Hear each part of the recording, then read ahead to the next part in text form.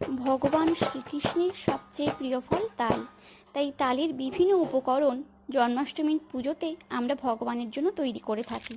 তালের ক্ষীর, তালের ঘুঁটা, তালের পায়েস, তালের লুচি, তালের বড়া, বিভিন্ন উপকরণ ভগবানকে দিয়ে থাকি। আর ছোটো গোপালের জন্য মাখন, পায়েস, চকলেট, চিপস, কত কিছুই না থাকে, কত রকম ভাজাভুজি।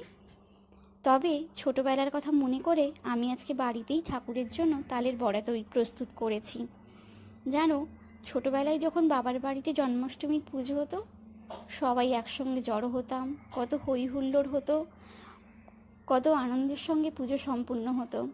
আজকে যখন বানাচ্ছিলাম, কত স্মৃতিই না পড়েছিল।